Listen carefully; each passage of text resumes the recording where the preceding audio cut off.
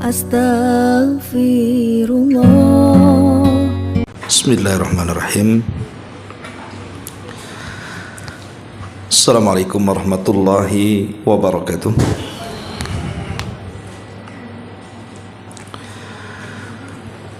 Alhamdulillah. Alhamdulillahilladzi hadana wa kafana wa ja'alana minal muslimin. Asyhadu an la ilaha illallah wahdahu rabbi la syarika lah. Wa asyhadu anna Muhammadan abduhu wa rasuluhu alladzi la nabiyya ba'dah. Amma ba'du. Baik, kita akan lanjutkan kajian kita, masih membahas kitab Al-Jami', dan kita masuk pada hadis ke 13 halaman 254. Kita baca hadisnya. An Abdullah ibni Salamin radhiyallahu anhu qala qala Rasulullah sallallahu alaihi wasallam, ya ayyuhan nas afshu as-salama wasilul arhama wa at'imu at-ta'ama wa sallu bil laili wan nasu niyam tadkhulul jannata bisalamin. Akhrajahu Tirmidzi wa sahahahu.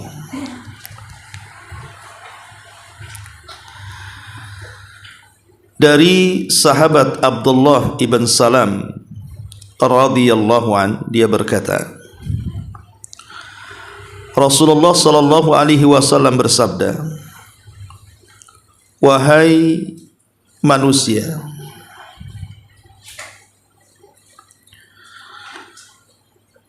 tebarkanlah salam, sambunglah hubungan kekerabatan, berilah makanan, dan salatlah pada waktu malam ketika orang-orang tertidur lelap. Pasti kalian akan masuk surga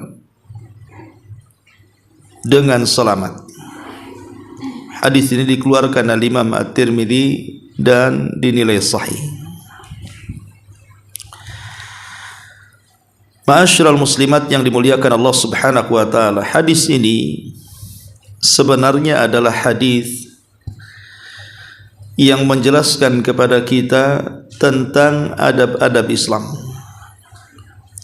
Dan inilah ucapan pertama pasca Nabi sallallahu alaihi wasallam datang hijrah dari Mekah ke Madinah. Jadi ini wasiat pertama Rasul di hadapan para sahabat. Saat Nabi sallallahu alaihi wasallam datang hijrah dari Mekah ke Madinah, tepatnya di Kuba, Rasul mengumpulkan banyak para sahabat di daerah Kuba, perbatasan Madinah. Dan di situ berkumpul orang-orang Ansar dan Muhajirin. Maka Nabi sallallahu alaihi wasallam berkhutbah. Dan khutbahnya yang pertama inilah lafadznya, ayyuhan nas afsus salama wasilul arhama wa at'imut ta'ama wa sallu bil laili wan nasu niyam tadkhulul jannata bisalam. Hadis ini langsung diriwayatkan oleh Abdullah ibn Salam. Abdullah ibn Salam ini, Bu, dulunya adalah tokoh dari tokoh-tokoh Yahudi yang terkemuka. Bahkan boleh dikata ulamanya Yahudi.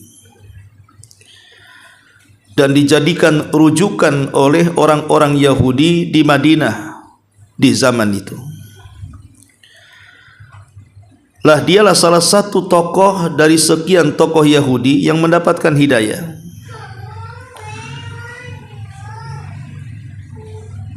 Tetapi disayangkan banyak tokoh-tokoh Yahudi yang sudah tahu kebenaran tapi mereka menolak hidayah kehadiran Nabi SAW di kota Madinah dan justru memusuhinya. Andai kata mereka dari 12 tokoh Yahudi itu mau masuk Islam, kata Rasul, niscaya Yahudi satu kota Madinah akan masuk Islam. Tetapi Allah takdirkan memang berbeda. Keinginan Nabi SAW ingin menebarkan hidayah kepada orang-orang Yahudi di kota Madinah tidak disambut dengan baik oleh tokoh-tokohnya, kecuali segelintir orang lah. Salah satunya adalah ulama Yahudi ini, namanya Abdullah ibn Salam.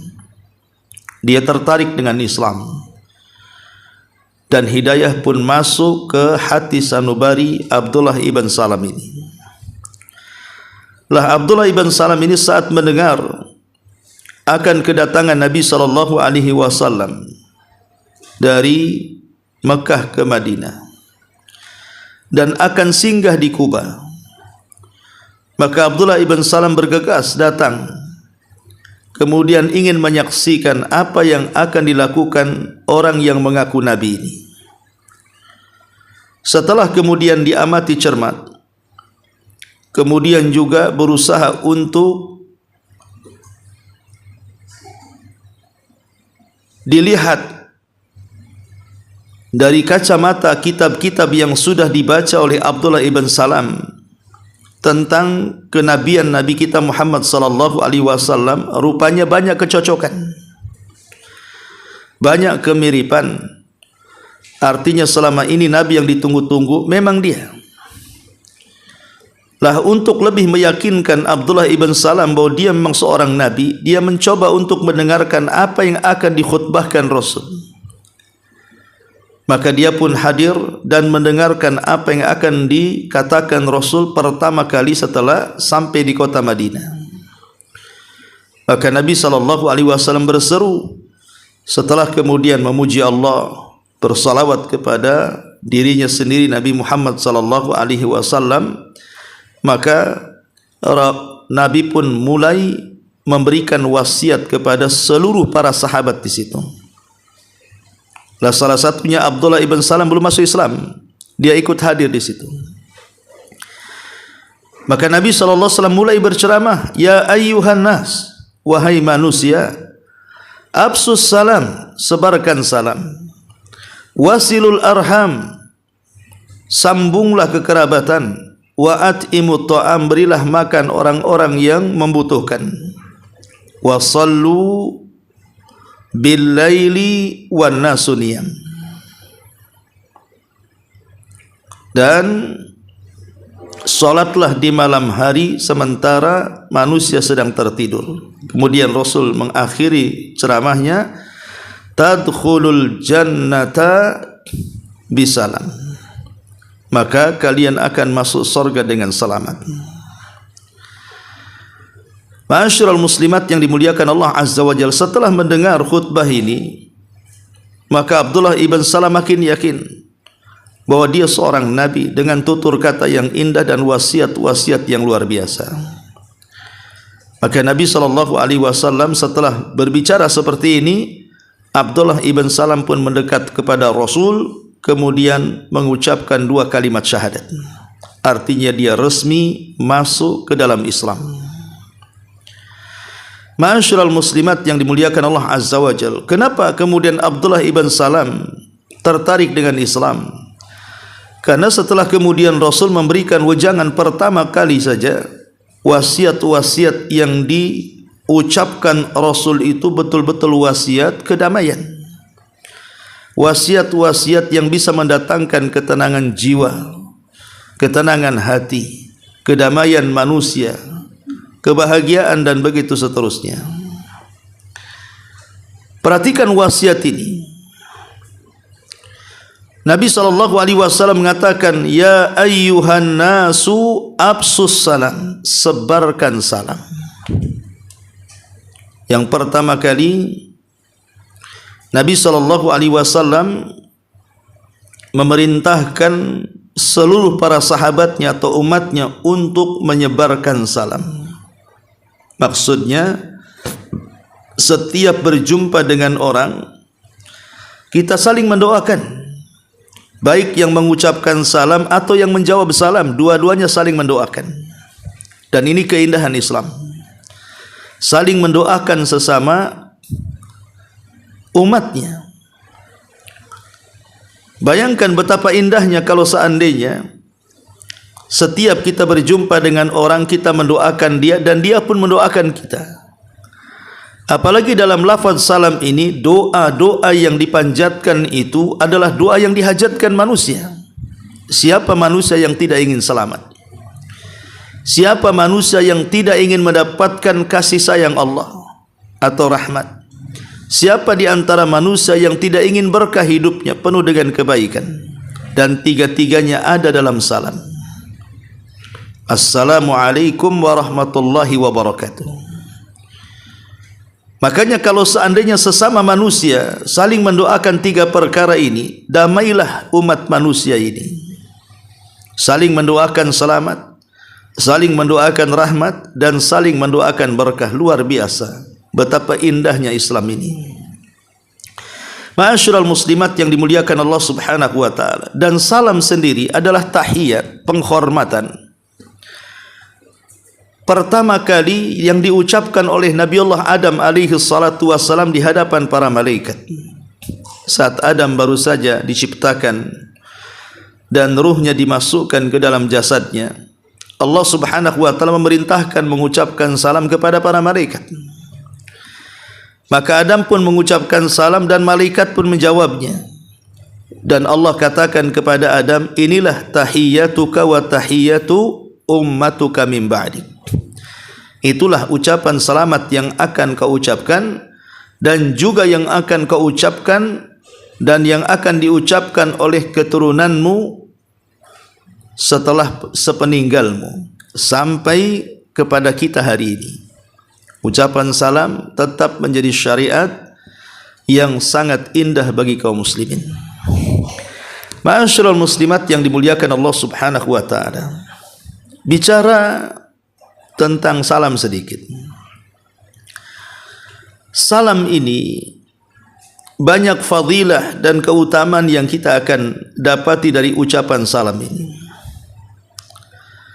Pertama, ucapan salam ini, Bu, adalah salah satu ucapan yang bisa merekatkan hubungan seorang muslim dengan muslim yang lainnya.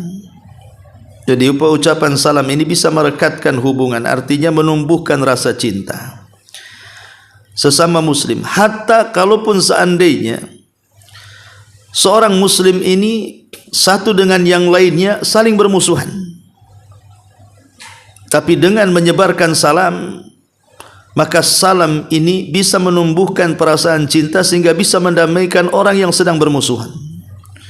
Dan itu janji dari Nabi SAW. Kata Nabi SAW, la tadkhulul jannah hatta tu'minu wa la tu'minu hatta tahabu awala adullukum ala syai'in idza fa'altumuhu tahabbtum afsus salama bainakum. Kata Rasul, kalian tidak akan masuk surga sampai kalian beriman. Kalian belum dinyatakan beriman sampai kalian saling mencintai sesama kalian. Maukah kutunjukkan, kata Rasul, sesuatu yang kalau kalian lakukan maka akan terjalin rasa cinta dan sayang sesama kalian. Kemudian Rasul mengatakan, sebarkan salam di antara kalian. Dan ini harus yakin, Bu. Kalau ibu tidak percaya, coba saja ibu praktikkan. Ada umpamanya ibu punya tetangga, mungkin tetangganya kurang suka dengan ibu, dan dia seorang muslim, ya. Entah urusan apa, tiba-tiba bermasalah dengan ibu, bertengkar dengan ibu, dan ibu ingin menjalin hubungan kembali dengan tetangganya, tapi ibu salah tingkah, mau datang ke rumahnya minta maaf, ya mungkin agak segan, malu, atau mau memberikan hadiah takut ditolak, memberikan lauk pauk untuk sebagai bentuk permintaan maaf juga takut tidak diterima. Kan? Kalau ini yang terjadi, Bu, gampang. Islam sudah membuat satu metode untuk mengaitkan hati supaya lama-lama benci itu berubah cinta. Ibu ucapkan salam saja. Kalau tetangga lagi nyapu di teras itu Bu ya, ibu intip-intip saja. Kemudian pura-pura ibu keluar.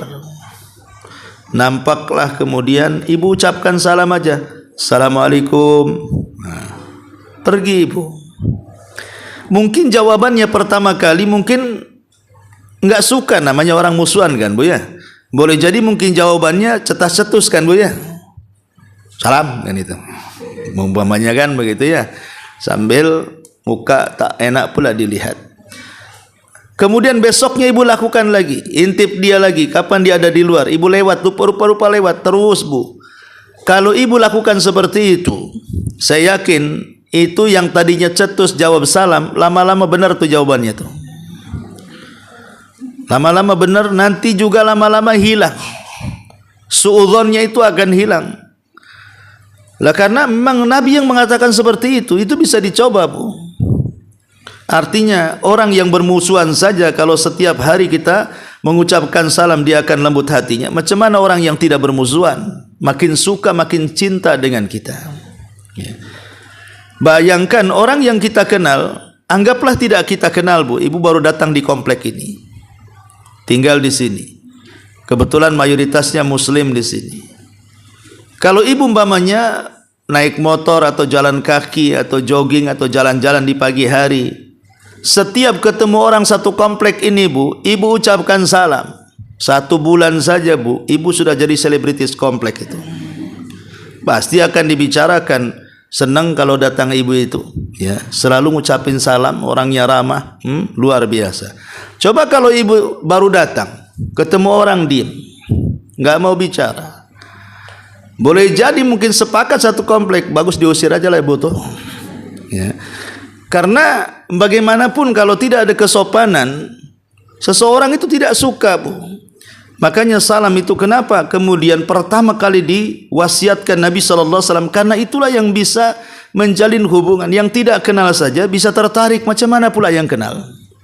Makanya kenapa rahasia salam ini, karena bisa menumbuhkan perasaan cinta di sesama manusia. Itulah wasiat pertama yang diucapkan Rasul, ayyuhan nas absus salam, wahai manusia sebarkan salam. Ya. Ma'asyiral muslimat yang dimuliakan Allah Subhanahu wa taala. Kemudian yang kedua, menyebarkan salam ini adalah bagian daripada min khairi hisalil Islam, sebaik-baik perangi Islam. Jadi Islam itu akan nampak indah itu dengan salam. Islam itu sudah indah, tapi kalau seandainya disebar salam makin indah lagi, karena itu bagian daripada hisalil Islam yang paling indah. Syiar Islam yang paling indah itu salam. Makanya Nabi SAW ketika ada seorang laki-laki bertanya kepada Rasul tentang amalan yang paling baik dalam Islam itu apa? Orang ini mengatakan ayyul islami khairun. Amalan Islam yang paling baik itu apa wahai Rasul? Apa kata Nabi SAW? Tut'imut ta'am wa taqra'us salam ala man arafta wa man lam ta'rif. Beri makan orang yang berhajat dan bacakan salam kepada manusia, baik manusia itu kau kenal atau kau tidak kenal. Karena salah satu alamat dekatnya hari kiamat itu ketika orang hanya mengucapkan salam kepada yang dikenal saja, kepada yang dikenal tidak mengucapkan salam. Kalau jemaah pengajiannya, wow, dari 1 kilo udah melambaikan tangan, Assalamualaikum, padahal nggak dengar Bu, karena kenal kan gitu ya. Walaupun di seberang jalan nih Bu, lalu lalang kendaraan, kalau sudah nampak udah dadah-dadah itu salam tuh, karena dikenal. Ya. Tapi kalau nggak dikenal Bu, walaupun jogrok dengan mata tuh kan, dia sedang duduk depan kita pun tak mau salam. Nah ini alamat kiamat. Alamat kiamat itu hanya mengucapkan salam kepada yang dikenal. Yang tidak dikenal padahal jelas-jelas atributnya muslim, pakai jilbab, pakai cadar. Kalau laki-laki mungkin pakai sarung, pakai koko, pakai kopiah, nampak dia Islam, nggak diragukan lagi. Ya. Lain kalau umpamanya mungkin yang jalan ini ya mungkin ada salib di di leher dia, atau pakaian-pakaiannya yang meragukan dia muslim atau tidak karena tidak senonoh dengan pakaian Islam umpamanya kan. Enggak, kita bicara tentang atribut yang sudah jelas-jelas Islam. Jelas-jelas Islam gitu ya. Sekarang banyak orang yang tidak peduli, lewat begitu saja. Padahal Islam itu tidak. Islam itu tetap menjalin ukhuwah yang kita kenal ataupun yang tidak kita kenal, karena mereka satu agama dengan kita, satu akidah dengan kita, satu ibadah dengan kita. Makanya tanda-tanda kiamat atau dekatnya hari kiamat ketika orang malas mengucapkan salam kepada orang yang tidak dikenal. Takut Ustaz kalau saya salam dia nggak dikenal nanti dibilang so akrab katanya. Lah bukan masalah so akrab ya. Ini kita sedang menjalankan Islam. Bukan Ustaz, kalau saya mengucapkan salam nanti tak mau dijawab. Urusan dia mau dijawab atau tidak. Yang penting kita mengucapkan salam. Nanti kemudian pula kalau sudah akrab, nanti dia datang pinjam hutang pula Ustaz. Itu urusan dia. Kita ini mau menjalankan syarat Islam. Ucapkan salam. Itu bagian daripada keindahan Islam. Ya. Ma'asyiral muslimat yang dimuliakan Allah Azza wa Jalla. Kemudian yang ketiga, ingat bahwa berdasarkan hadis yang kita baca di sini, Nabi SAW mengatakan di akhir hadis apa? Tadkhulul jannata bisalam. Kau akan masuk surga dengan selamat. Artinya bahwa di antara salah satu jalan yang menjadikan sebab kita masuk surga adalah dengan menyebarkan salam. Sebarkan salam. Maka kalian akan masuk surga dengan selamat. Ma'asyiral muslimat yang dimuliakan Allah Subhanahu wa taala, intinya jangan sampai bosan untuk menyebarkan salam. Makanya seorang sahabat namanya Abdullah ibn Umar radhiyallahu anhuma, itu kalau tidak ada pekerjaan atau tidak ada kegiatan, Bu, biasanya menyengajakan diri datang ke pasar. Bukan untuk belanja, bukan juga untuk berjual beli. Tujuan Abdullah ibn Umar itu hanya mencari keramaian. Nanti masuk ke dalam pasar, setiap orang yang ketemu, baik dia penjual atau pembeli, dia ucapkan salam. Kalau sudah selesai tidak ada lagi, maka dia pun pulang. Itu Ibnu Umar tuh, kalau tidak ada kerjaan, artinya kalau tidak ada kesibukan, dia sengaja datang ke keramaian, dan tempat yang paling ramai ya pasar, mana lagi. Tapi hanya untuk mencari ibadah. Setiap ketemu orang di gerbang pasar, assalamualaikum. Nanti ketemu pedagang, assalamualaikum. Ketemu pembeli, assalamualaikum. Kalau memang di pasar itu ada 100-200 orang, ya 200 orang itulah dia ucapkan salam. Karena bagaimanapun mengucapkan salam kan sunnah, Bu, artinya dapat pahala kan.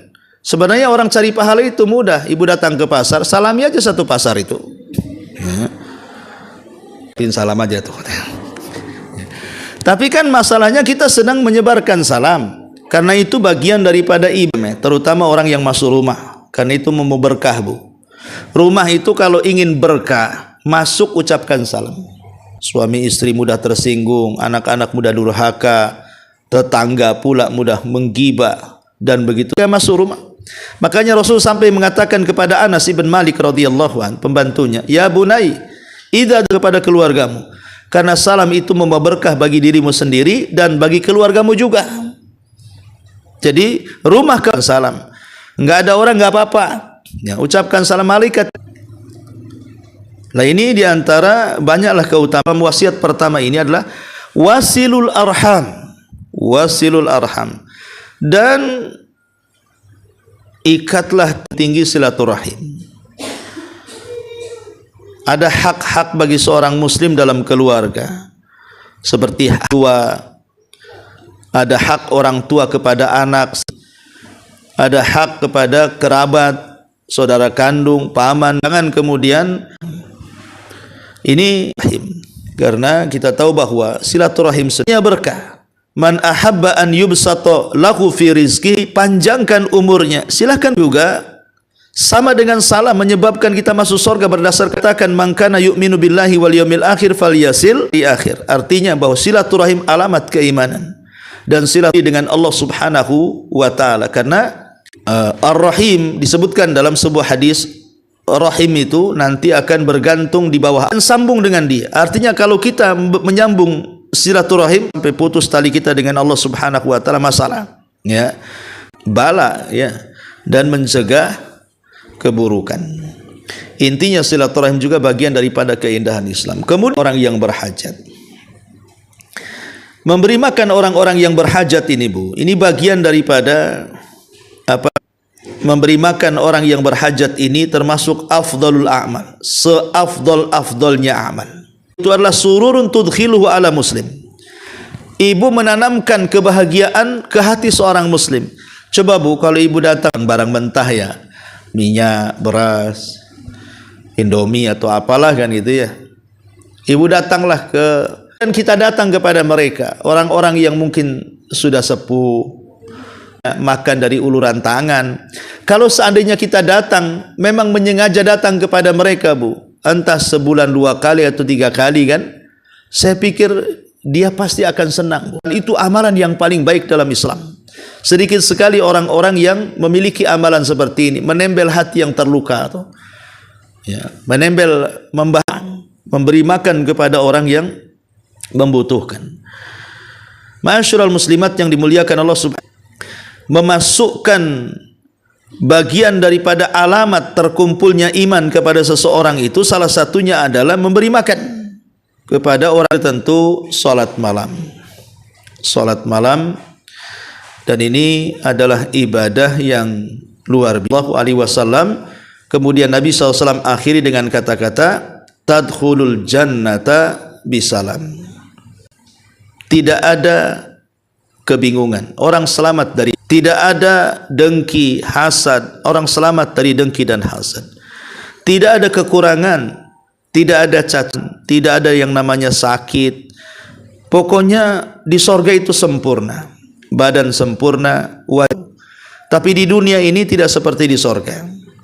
Banyak yang tidak sempurna. Sempurna itu sebentar saja, nanti tidak sempurna. Ibu di usia 20 tahun, ngacanya lama. Kalau sudah usia 60 tahun, kacanya mau dipecahkan dia, karena sudah tidak layak lagi mengaca. Pakaian juga mudah usang, makanan juga mudah bosan. Ya mungkin 1 minggu semur jengkol enak, kesananya nggak mau. Kenapa? Susah kencing gara-gara jengkol katanya. Akhirnya cari lagi makanan yang lain, cari lagi makanan yang lain. Tidak bisa di dunia ini satu makanan terus-terusan. Makanannya saja sudah masalah, minumannya sudah masalah. Karena memang dunia itu bukan darussalam.